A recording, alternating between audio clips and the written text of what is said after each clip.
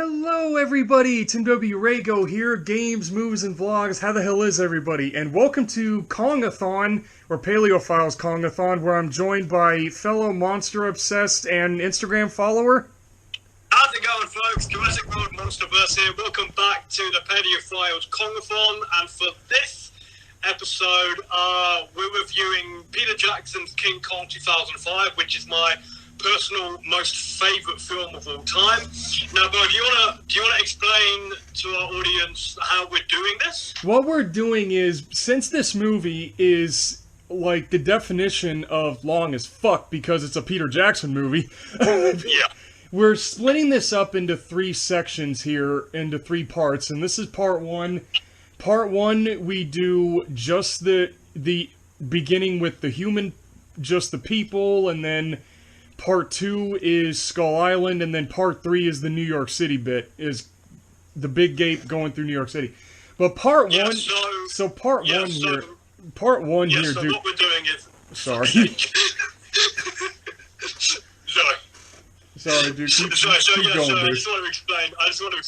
Yeah, so what we're doing part one, the scenes of the introduction of the crew and the characters that we see on the Venture. Then part two, Skull Island, and then part three, back to New York City, where we see Kong meet his demise. Yeah, so part one here, man, Peter Jackson already in the first chunk, it's like right from the get-go. Now we should talk about as well that ever since childhood, this was Peter Jackson's favorite film. Sorry, not this one, the 1933 one. Yeah, he said, dude, yeah. he's made it no secret that he loves the original King Kong from 1933. It's no secret. Very much. He said it all the damn time. And he wanted to do this movie in the 90s. In the 1990s, they were doing it. They were making this movie in the 1990s, except it wasn't like this. Like, originally, Jack Driscoll was a World War I veteran, and he was like a plane pilot. There was like a lot of stuff Peter Jackson was doing in that movie. Oh, and then also there was going to be like a golden temple where Kong fights a T-Rex in the temple. It was going to be a wild ride of a creature movie, but sadly, Universal pulled the plug on him because Godzilla 98 and Mighty Joe Young 98 came out, so they felt that there would have been too much competition from both of those movies to do a Kong movie. So that piece of sadness happened. And then Peter Jackson does Lord of the Rings, does all three Lord of the Rings movies, and proves that the guy knows how to make a good fucking movie. Well, here comes after Return of the King, winning I'm not kidding about this, folks, every single award in every single category you can think of back in 2003. And now Universal calls him in to finally do his Kong movie, and in the first chunk, like from the freaking start of the movie after the Universal logo, already respect to the original movie with the weird spotlight stage things on the sides of the screen like the original had. Oh, sorry. Did you want me to? Sorry. I'm sorry. I was waiting for you to keep going until I could. Oh, trust me. There was a lot of stuff you wanted to say about this. There was a shitload. No, I was waiting for you to finish. Because I keep talking over you a lot. So and then also you have like, and one thing I was telling JWM here, that I was telling him on how Peter Jackson focuses a lot on world building. And oh man, just right from the get-go, the world building, man, I'm speechless. I'm at a loss of words of what to say with how much world building was put into this film. So much thought and effort and time was put into this film that really made the world building probably stand out the most in this film that I've seen from any other film. And oh man, like it really makes you feel like you stepped into New York in the 1930s. Like it truly makes you feel like you're watching like a period piece. It really makes you feel like you're watching. You feel like you're watching like this you feel as though you're watching footage of the Great Depression itself, you know? Exactly. And That's when this movie takes place, like, in the year 1933, and it's like, not only is that when the original came out, but that was also during the Great Depression. So, like, Peter Jakson really captures that time period. And I just love JWM's. Yeah, I loved his reaction when, and most of you probably effects buffs out there like myself know this, but when I was telling a buddy here that most of the shots of New York were CG, his reaction, his wide-eyed reaction to it was fucking priceless. My jaw just dropped because I had no idea that was CGI.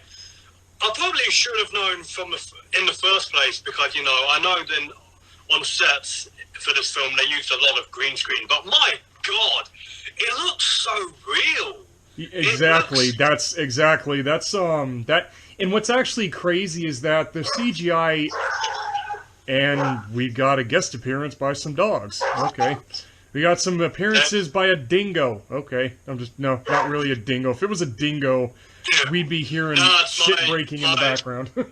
It's my neighbour's annoying cunt of a beagle that never shuts up. A beagle. Oh, there you go. No, but you can tell from its bark it's a beagle. So no, but another good thing that Peter Jakson does, like when it comes to the world building, I love how the people who live in this world, you know, you got like everyone dressed up in all in suits, like they're in the mafia, they're in the mob, and then also there's like the one little scene of for those of you who don't know this, in 1930s New York, there was this period called Prohibition, which means all the booze was illegal. Well, there were underground bars, you know, and shit, but, you know... They were called speakeasies, I think they called them. Yeah, exactly, and everything... You can tell Peter Jakson, like, he really did his research on the time period to get it right. Like, that's the thing. He went all out with this time period, like, from the architecture to, you know, how society was back in those days. Every little detail was exquisite, and it was just spot on, top-notch stuff that I don't think any other movie could compete with just how good, like, the setting New York in the 1930s was in this film. You know what's funny? I'm actually kind of shocked that Peter Jakson didn't use, like, the old Universal logo from the 30s, from, like, the original Frankenstein or some shit. I am shocked he didn't use that. In all honesty, I'm actually surprised they had, like, the modern Universal logo in the year 2005. Yeah, but still, like, there's more than enough contribution and commitment to this film already. With, like, there's so much, like, man, I'm still speechless about it. Like, we just finished watching the first quarter of it about 40-something minutes. 46 minutes ago, and I'm just stricken with how impressed I am with just the sets. Like, already, the sets are just mind-blowing. They blew my mind, just knowing, just wow. And then, and also, you know, the people who live in this world, like Peter Jakson, when he casted this movie, you know, to start off, we got to talk about Naomi Watts playing Ann Darrow. I mean, she looks like Fay Wray. Like, she looks like Fay Wray. She is, Naomi Watts, a celebrity crush of mine. Ever since I've seen this film, I've always had a crush on her. Because she's just drop dead gorgeous. She is, like, kind of like Fay Wray in the original. She's gorgeous. She's gorgeous as well. She, like, Naomi Watts, though, she's one of the most attractive actresses out there, and still is to this day. And, like, right from the get-go, you can see, like me and my bro, while we were conversing with each other, we said to each other, could she be a long-lost, you know, like, distant relative of Fay Wray, because she looks almost exactly like her. Exactly. And you said also, speaking of Fay Wray, you said that, like, Peter Jakson approached her to try to make a cameo in this, but she declined it. Yeah, he did. Yeah, he approached her. but she rejected the offer. That really sucks. I would have loved to see like Fay Wray do a little Stan Lee-ish kind of thing in here. It would have been just as awesome, you know, with how Ray Harryhausen made a cameo in Mighty Joe Young 1998. Oh yeah, that's right, he did. No, and also not only Harryhausen, but the actress as well. The original Joe Young. The original Joe Young was his date in that movie. Yeah, they played a married couple. Yeah, but it's so crazy how, you know, Naomi Watts really captures, like in the original 33 movie, they were saying that, you know, Ann Darrow says that she used to do, like, theater work or something like that, but this movie really builds on that and shows what Ann Darrow did as a theater performer. I mean, she comes on stage, I mean, her introduction is actually kind of funny, like, she comes out dressed like a dude, you know, with the mustache, and she does this showman... like the Charlie Chaplin sort of impression. Exactly, like she comes on, does like this weird, like just dancing routine with everybody, and like her introduction in this movie. If you know what's funny, if you'd have not have, I would never have known. Like a casual observer would never have known that was her, because the way they dressed her up in that scene, she really looks like a dude. Like you can so confuse her for a guy. I reckon that might have been a little tribute to Charlie Chaplin, because back in those days he was very, very popular as a comedian and whatnot. He was, they could have definitely done that. And then later on you see Ann Darrow, like you see her, like I love her characterization in this movie. Like you can see that she's a struggling, like back in the 30s everybody was just struggling. Like everybody was like, it's the Great Depression. Everybody was really just struggling to make a living.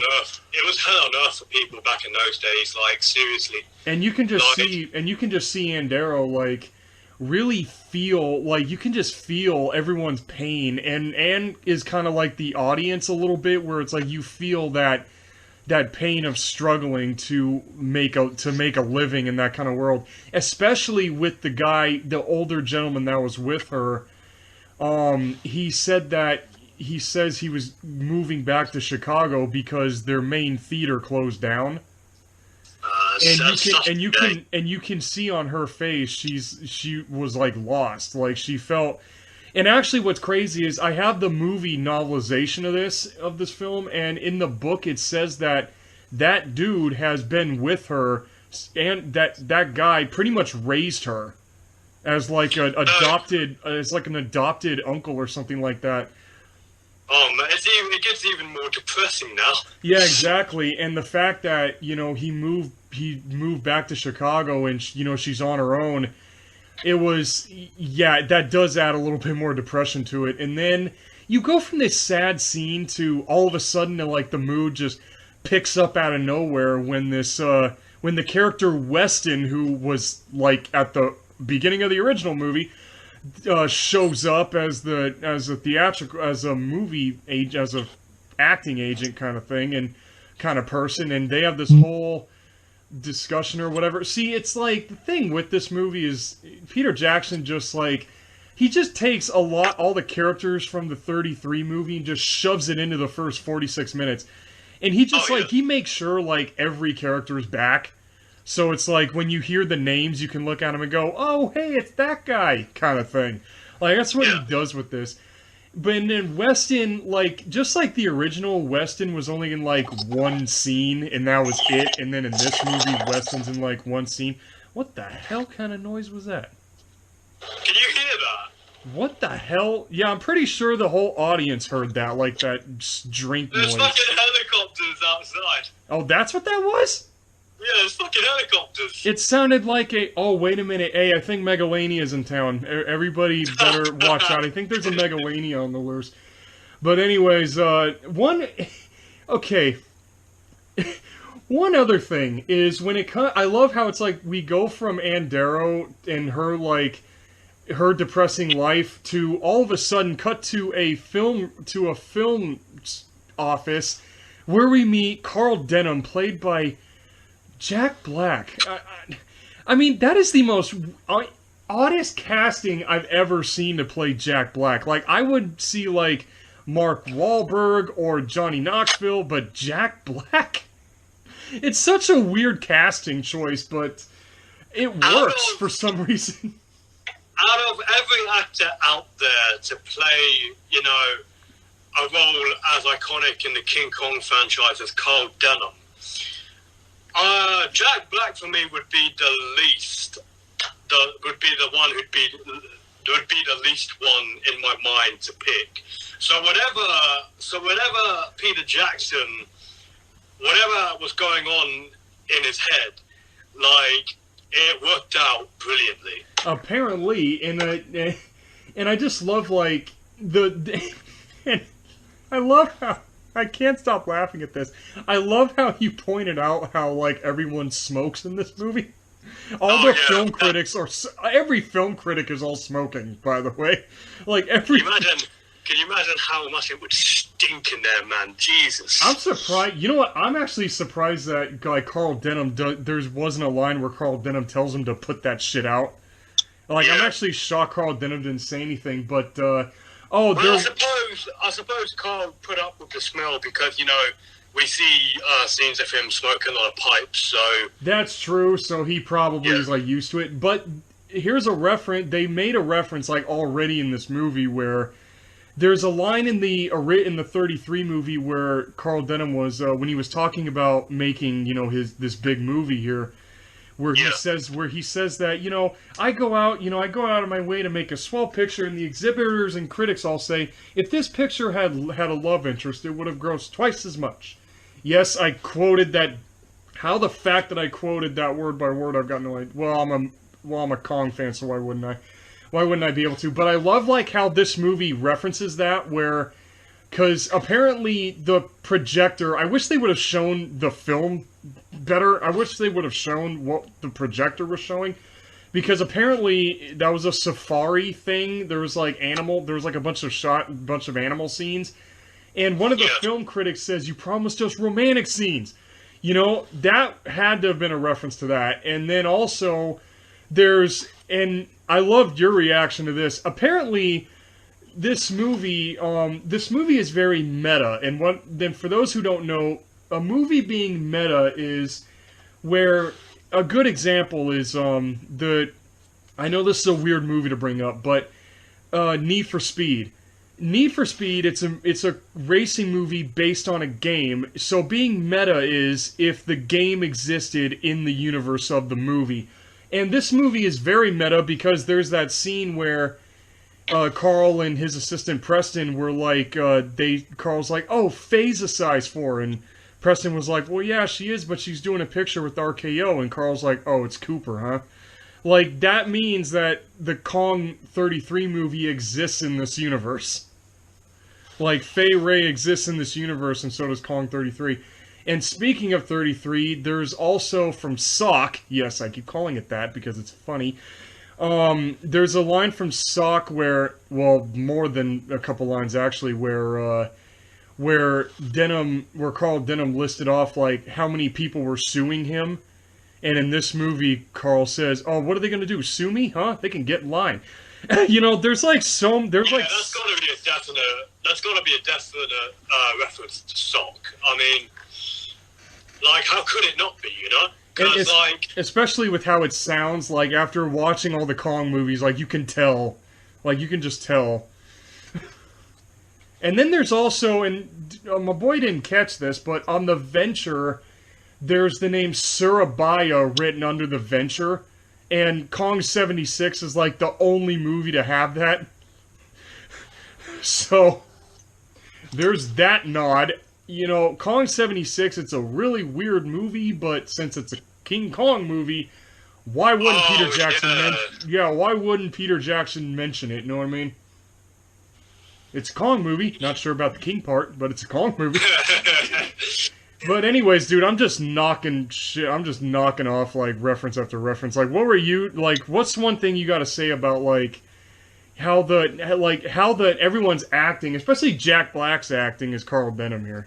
Like his very businessman kind of with, acting here. With Jack Black as Carl Denham, I'm sort of conflicted about it because, like I just stated, he wouldn't be. Oh, for fuck's sake! This fucking dog. Sorry.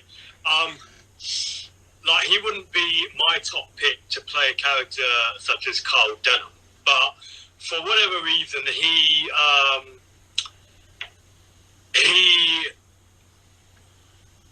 knocks it off fairly well, but like it's just the casting is what's off, is what's very some of it's a little off, but with Peter Jakson, with how well he can do things and put things together for a movie, it works out very well. But still, I wouldn't have picked him for Carl Denham if I was making a remake of King Kong. But with the other characters, I'm sorry, but there's just too many characters all at once to just... I mean, we've already talked about Ann Darrow, right? Yeah, we talked about Anne, we talked about Carl, and then there's also Jack Driscoll, who in this movie is played by Adrian Brody, who also played in Predators from 2010, and who would later played in Predators. There's just too many characters shown all at once to go all into detail with how much I like them. So I'm going to let my bro point out characters, and when he does, I'll talk about them with him. So I think that'll be easier and will be a better way of getting through this. So yeah, especially because it's just the people and the setting, so there's really not much to talk about yet. But the thing is, when it comes to Adrian Brody's interpretation of Jack Driscoll, in the 33 film, Jack Driscoll, played by Bruce Cabot, was the 33 Jack was, he was the first mate on the Venture, and he was the very typical, like, adventure hero type character who's always the smart ass, the tough smart ass dude. But this interpretation of Jack Driscoll, I kind of like. What do you like? You said you like this interpretation better because he's not a dick. Because he's not a dick in this movie. He's actually nice. He's actually like a more chiller dude. Well, I agree with what you said, because when we were watching it, you said that you preferred this version better because, like, in this film, he's more relatable. Like, he's a lot more relatable character than the original is. No, it was not. It was because, like the fact that I mentioned that I like the fact that in this version he isn't a first mate on a venture, but rather a playwright or screenwriter that Jack just forced to come along in a way. And you said something about like basically what you were saying now, how you prefer this version because he's more of a gentleman sort of character. Like, I mean, in my review for King Kong 1933, I wrote that with Jack Driscoll's character, he doesn't really come off as the charming sort of guy that we see in this film, but as we go along through that film, he becomes a more likable character. But with this film, he's got that more gentleman charm to him that makes him a lot more likable. So, and it's so crazy how, like, the original Jack Driscoll's kind of in this movie with actor Kyle Chandler. It's kind of funny how Kyle Chandler is in this movie, and he's also in Godzilla vs. Kong, two Kong projects that have nothing to do with each other, but I guess that's why Kyle Chandler's in GVK, because of this movie. But it's so crazy how they kind of do bring the original Jack Driscoll back as Bruce Baxter, who's this actor who is basically like Harrison Ford, like a 1930s Harrison Ford. He does all these he does all these old action movies, and they even do a scene from the original movie where, they were talking about how Anne was never on a ship before, and they reenact that entire scene, except without the decking Anne in the face part, which I'm kind of glad they didn't, I'm really glad they didn't include that part. you know, because that was a poorly aged reference. I'm happy. I'm actually really happy that that's not in this. But I love how they reenact most of that scene, and it's so crazy how, yeah, I mean, even you were saying that Kyle Chandler looks like Bruce Cabot. Like, he really does look like, he does look like Bruce Cabot. He's a good, a character actor. He's a good, like... No, that's not the word I was going for. He's a good... Update? Like, placement holder? Placement holder for... Or update? Because Jack Driscoll in this film, he's sort of divided into two separate characters. And it's interesting that they do that, because sorry, my brain isn't working again for some reason. No, he had a monkey moment. Monkey moment, everybody. He had a monkey moment. Blame the fucking neighbor's dog and fucking helicopters outside. Well, there you go. Yeah, I don't really... He's having another monkey moment, folks. Yeah. I'm just gonna let you do the talking for now. So until you say something that I really want to speak up about, I'm gonna let you do the talking for now until I can sort myself out. I got, like, mentally, what do you call? And then another character that's, you know, straight out of the original is the captain of the Venture, Engelhorn.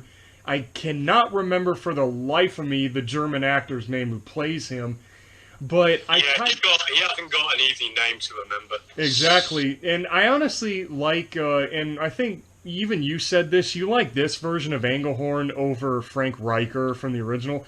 And what's actually kind of crazy is with the German dude, it's like, what do you call? He's more of like a I don't take anyone's shit kind of attitude, while Frank Riker's version of Engelhorn was like he just agrees to do anything. Yeah, he just agrees to do. That's the main reason why. Like with Frank Riker's Captain Engelhorn, he was more of a softback, and he just let Denham like shuttle over him basically. But with this version of Engelhorn, like, he's no pushover. He's like he really hell, dude. He even tells Denham, "I want you off my ship." In the middle of the ocean. They're in the middle of the ocean, and he tells Denham, "I want you off my ship." Like, dude, like, you can tell, like, they really made Engelhorn a hard ass, hard ass in this movie. And speaking of the ocean, there are a lot of, like, wallpaper worthy. The cinematography in this movie, oh my god, like, good Christ, whoever. And the CGI for this, we're not even at the meat and potatoes here of this movie, and the CG in this movie for 2005 is absolutely gorgeous to look at. Like, it's wallpaper worthy. It's a heavy. You can make so many wallpapers out of this movie. Oh yeah, definitely. Yeah, absolutely. And I love, like, how they mention. They mentioned the map to the infamous Skull Island. In the original, they mentioned the map. Well, they kind of showed it. But in this movie, it's nightmare fuel, because you literally have a weird drawing of Kong's face in this part in the first 45 minutes, and it's freaking creepy. Yeah, it's really creepy. I mean, they really try to make Kong look out to be, like, I love how already they're building him up. They're already building up Skull Island, and they're building up the title character here. But I just love, and you said, like, your favorite part of the first chunk here is when they were talking, where Andy Serkis, who plays Lumpy the Cook in this movie, and then you got the character Hayes, who I love. He's one of my favorite human characters out of this movie. He's easily one of the show stealers, you know? Exactly. He's one of the, And there's the bit... I forgot to ask you this while we were watching this. What do you think about Jimmy? The character of Jimmy, I honestly really do like him. I'm not going to lie, because, I love how there's almost like this sort of father and son dynamic between Hayes and Jimmy on the ship here.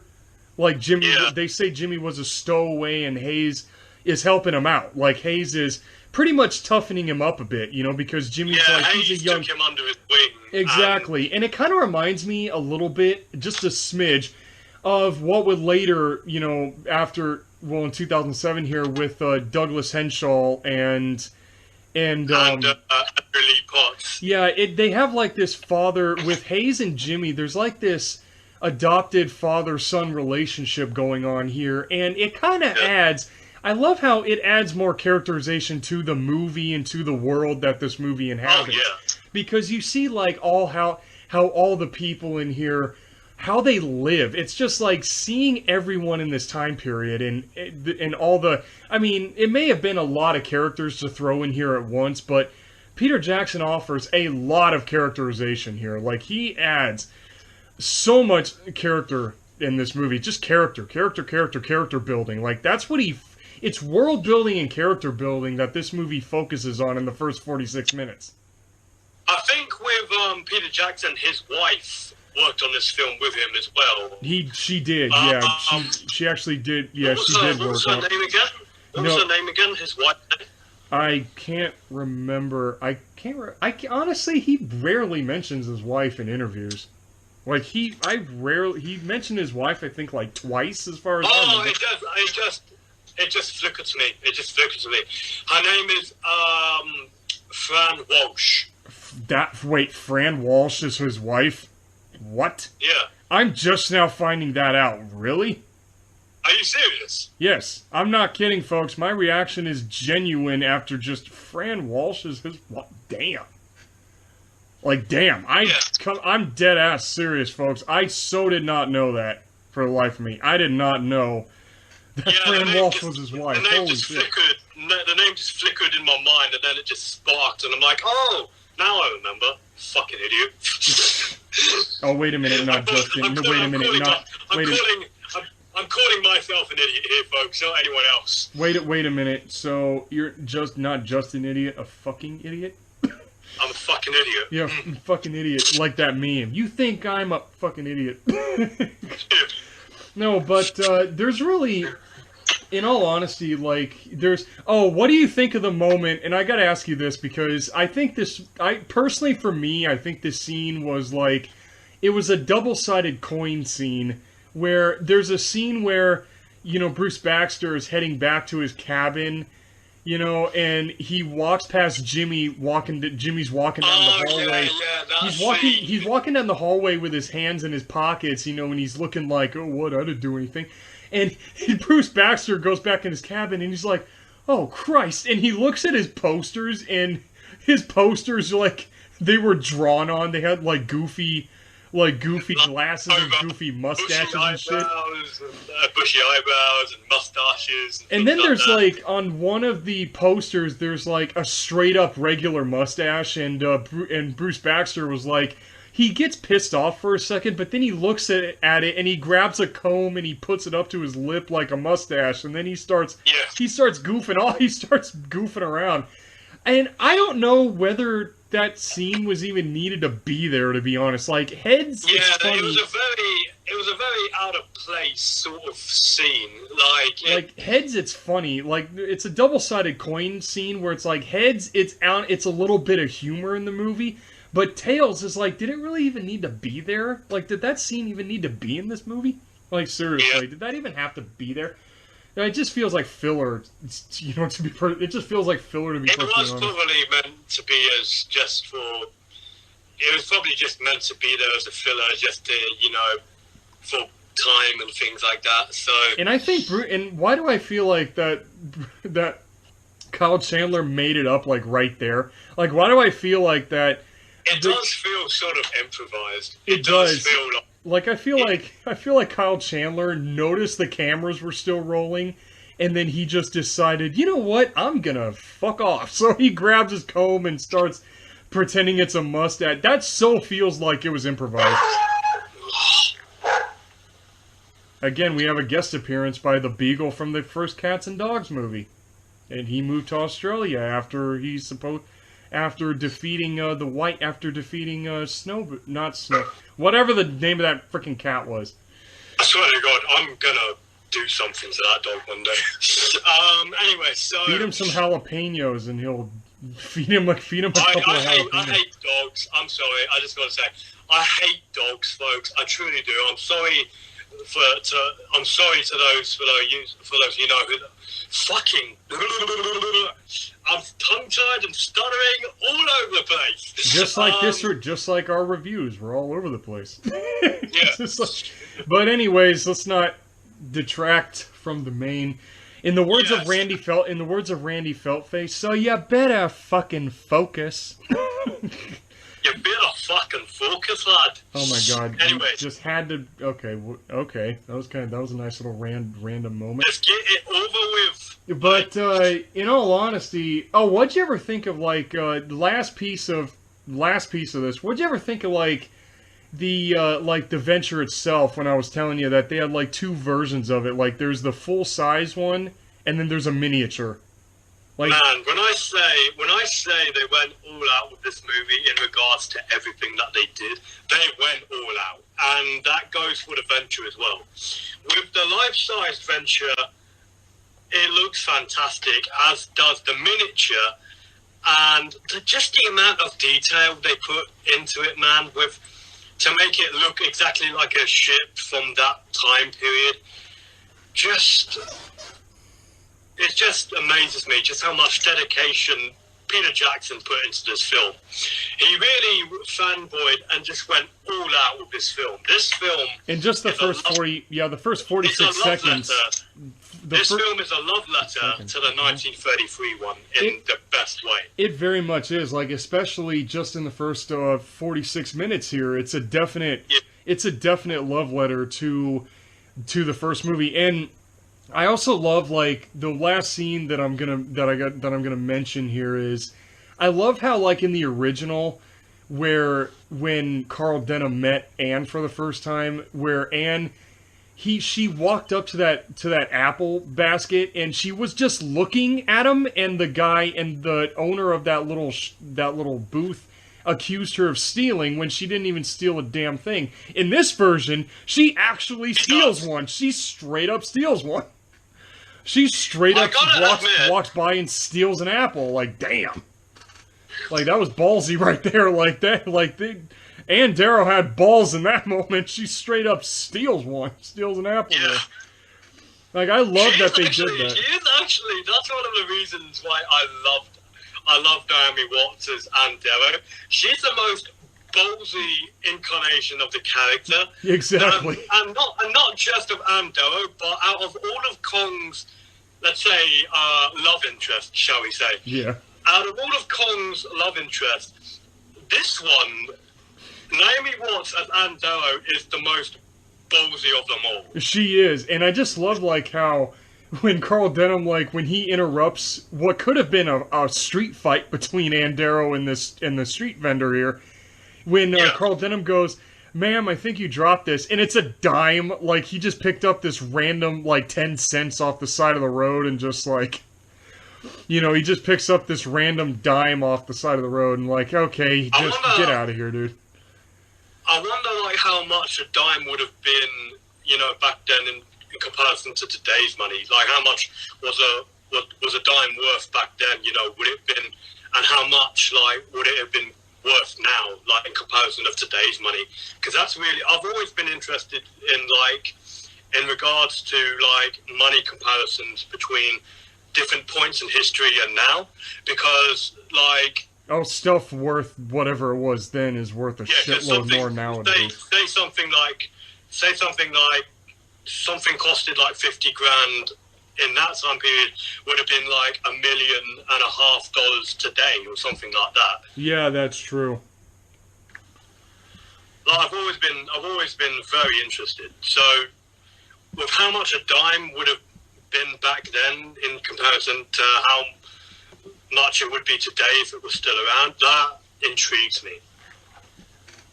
Yeah, and also, I pointed this out for some reason while we were watching this. I don't understand why, but there's a restaurant. There's like this little restaurant scene where, it was very reminiscent of the original, and I don't know why I pointed this out, but like, there's a shot of like there's a ketchup bottle and a hot sauce bottle. Like you see those in restaurants all of the freaking time. So I was like kind of surprised a little bit. Like, okay, why are these even in here? Like, why is this even here? There's a ketchup bottle. Why am I pointing this out? I have no idea. It's just so damn noticeable. I was just gonna say, is there any point of you pointing this out? Hey, was there any point of Bruce Baxter doing the mustache joke? No, but still. Exactly. So I'm making a reference to this movie. I just don't get it. What are you talking about here? We're supposed to be talking about a King Kong. Yeah, I know, but I'm talking about a ketchup bottle and a bottle of hot sauce. Why am I mentioning it? Because like the mustache scene, it has no point being in this review. It's just there. Deal with it. And why is it funny to hey, the movie's full of references. Why not make a reference yourself? Right? Out of all the podcasts we've done so far, this is probably the most irrelevant thing you've brought up. There's no relevance. What are you talking about? There was no relevance to the mustache scene either, but it's there. It's so irrelevant. It's so random as well. Oh my god. I know, but it's funny. Oh, I can't wait to hear what people think when they get to this part. They're going to think, why is he talking about a hot sauce and a ketchup bottle in a King Kong film? What's the point? Oh, what do you watch people like go and look up the restaurant scene or go and watch the movie again and then watch like people in the comments being like, "Oh yeah, I noticed that by the way." watch people actually watch that few people actually go and look it up. I will be so like flabbergasted if that happens. If there's someone in our comment section that just comments down, "Oh yeah, I know what scene you're talking about, the hot sauce and the ketchup bottle." What's the point? Oh my god. Just like the mustache scene, how it has no relevance in this movie, it's just there. Me pointing out condiments has no point in this review. It's just there. The likelihood of this, folks, is that you're going to hear a lot of these very, very often. So exactly. But anyways, that's really all. Just tolerate it. Yeah, exactly. Just roll with it. Just like a lot of creature movies, just roll with it. Yeah, just roll with it. But anyways, that's all. That's really all I've got to say about the first chunk of King Kong 2005. Here, you got any last things to add here? I got nothing. I'm just looking forward to watching the rest of the film. So we're not going to give our movie score yet until we watch the rest of this movie. And there are 2 more parts to go, and you're probably wondering, get to the best part already. Well, shut the fuck up. In the words of Doctor Who, shut up. Shut up. Because we are in part 2 of the Kong 05 review. So stay tuned for that. I hope you enjoyed this first part. As much as I've enjoyed doing it, despite the brain farts, yeah, exactly. And I just want to say, like, that happens a lot with me, folks. So just roll with it, just tolerate it. It happens a lot with me. Much like the Sharknado movies, just roll with it. Yeah. I don't know why it happens. It just happens. I don't know why. Yeah, but please be sure to follow my boy Jurassic World Monsterverse 2 on his Instagram. The link to his Instagram will be in the description below. And then also come follow me at LizardMan2021. Also, please be sure to like, share, and consider subscribing. So yeah, this is Tim W. Rago and Jurassic World Monsterverse. Peace out, guys, and we'll see you in the next one. Peace out, everybody.